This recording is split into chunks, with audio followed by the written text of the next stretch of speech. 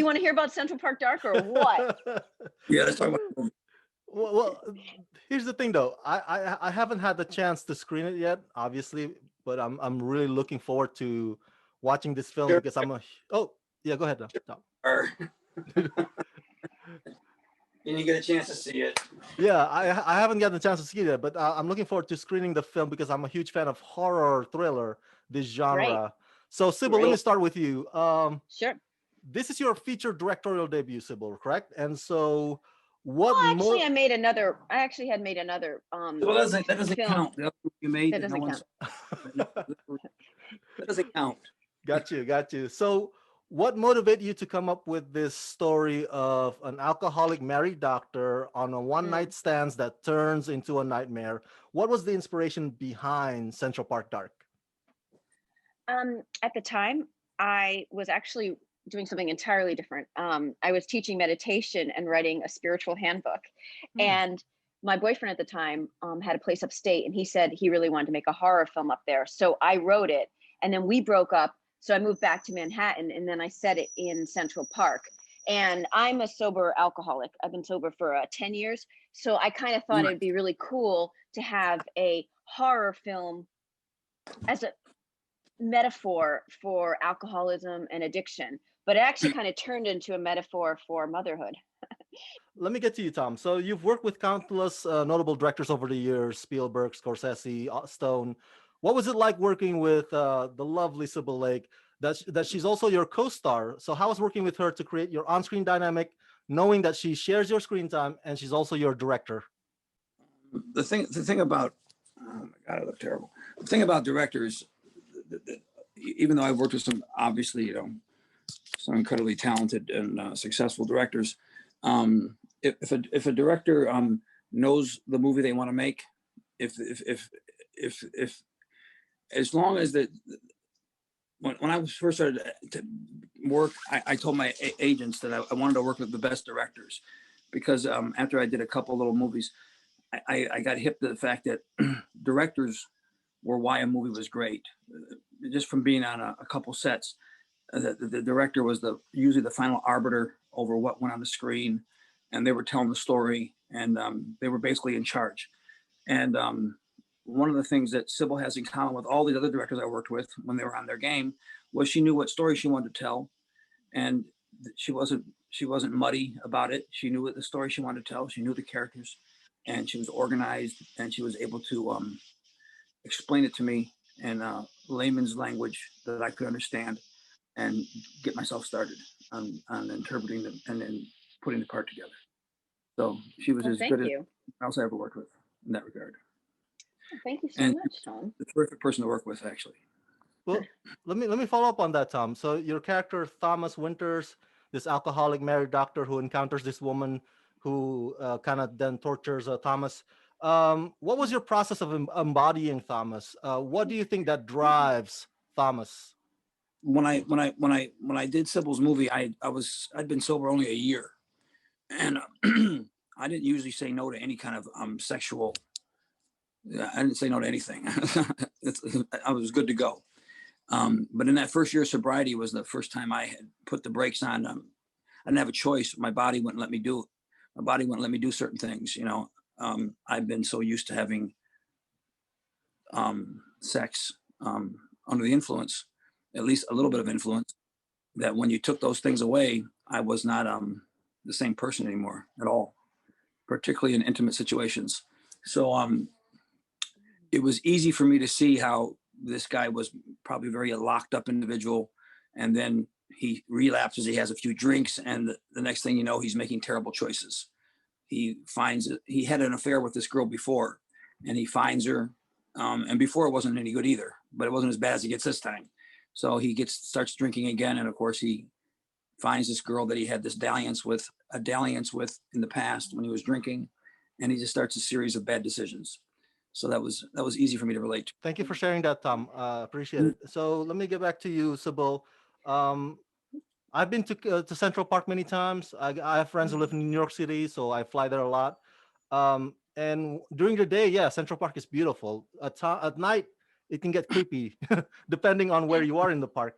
So when I read on your press note, it says here, Cybil's film digs into the park's underbelly, the off-limit woods that might as well be in the middle of nowhere. So how did you create that tone? How did you create that underbelly, off-limits, middle of nowhere atmosphere for Central Park for this film? Well, actually, there are a lot of parts of the park that are, not so well trodden.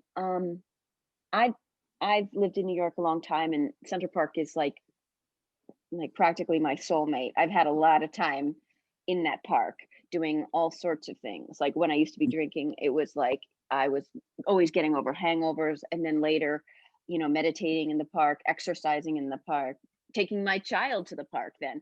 So I know the park inside out. I know it super, super well. And so I knew that there's all these areas that actually are off limits. They are, Hmm. I don't know if you remember, Tom, but we went to some areas where yeah, they're not there's not really an official path there. And then I we know. even shot, yeah, Yeah, you remember. And we mhm. shot there at night, pretty late at night, and it The was park is quiet in those, once it gets especially in the dark. north part. Once it Yeah, gets dark, once it gets dark in the park, and you're away from lights, it's scary. It yeah, really is. And yeah, during yeah, it is. so it's so beautiful and so open and nice, and then it gets dark.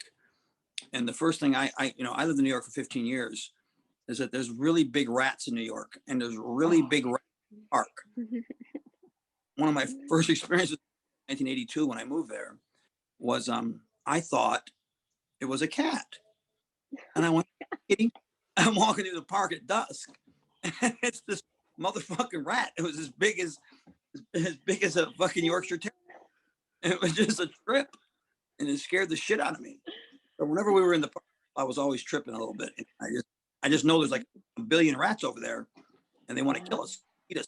yeah, Hey, rats that were attacking the staff at Chipotle. Did you hear about this? yeah. No. And there's no, I'm not kidding you. Anyway, the park is scary at night. So, and Sybil knew the park better than anyone I know, actually. And so she Hmm. found some off beaten path places to shoot that are scary. Yeah, yeah. And you're right in the middle of the biggest metropolis in the world, in the city, and all of a sudden you make a couple turns and you're with this maniac bitch right here. Obviously, this film, which I haven't seen yet, deals a lot with sobriety and addiction and some tough issues here going on. So, what do you hope the audiences will take away from watching Central Park Dark, theme wise? Just want people to have a good time. When I Yeah, make a movie, same. I, But I, also don't cheat on your spouse, because one of the big themes is infidelity, you know. well, infidelity is as common as air. So I don't think you're gonna get. I don't think you're gonna get that across to anybody. Well, you never know. We can hope, Tom. We can hope. Um, I'm divorced. Happily.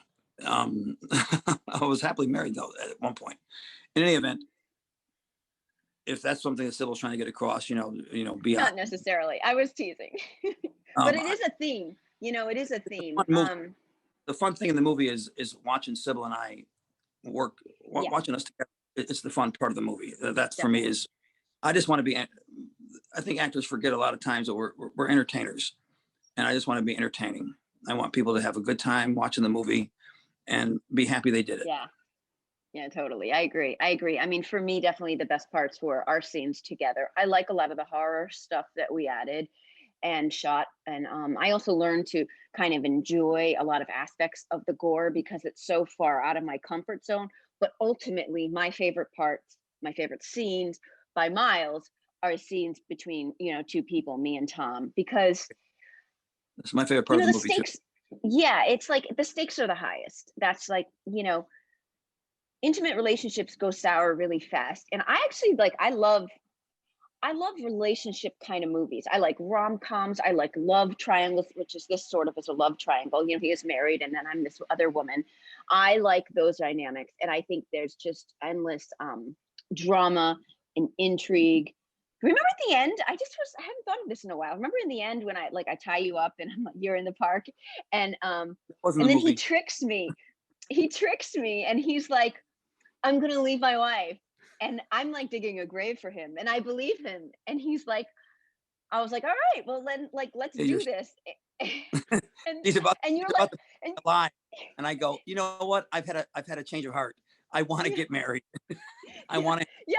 He tells me, just let it go, actually I and changed, and I believe it. lets And me go. so I let him go because his plan is like, let's have a big night tomorrow and we start it all right. So I just actually let him go. I haven't thought of that in a while.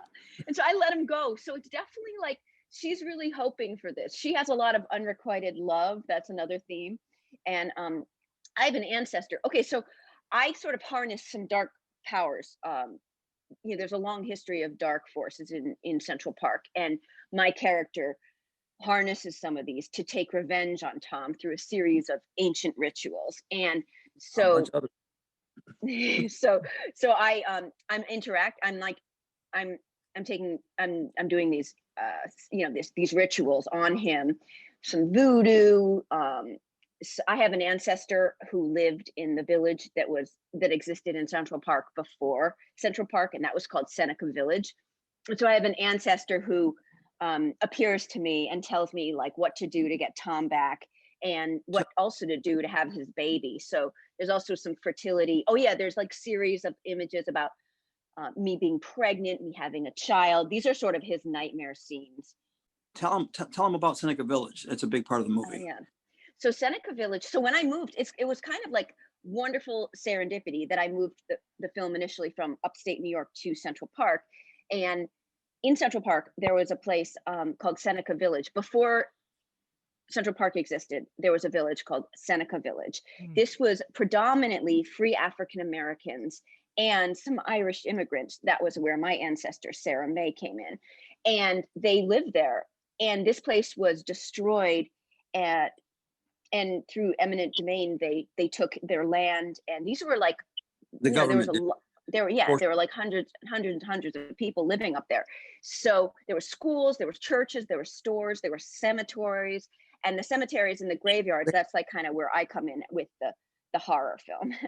And so my ancestor lived there. So I have a deep past, super far back to the 1850s with this land that was Seneca Village before Central Park. Wow. Yeah. So she gets these spirits of these displaced people riled up against me. Man, I can't wait to see it. Yeah.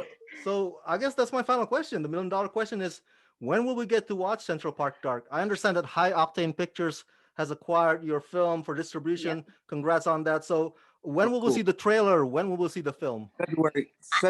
Yeah, 2nd is- February 2nd is when it's coming. That's right, to Amazon and all the streaming services. Oh, And okay.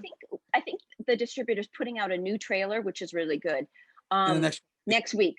I think at the top of Next the week. year. I think that's when they're doing it. They're going to have like a premiere of the trailer. It's a really good movie. You should go see it. I mean, you should see it. Tom Sizemore and Cybil Lake. Oh my God. Thank you so much for talking to me. And Thank congratulations. you.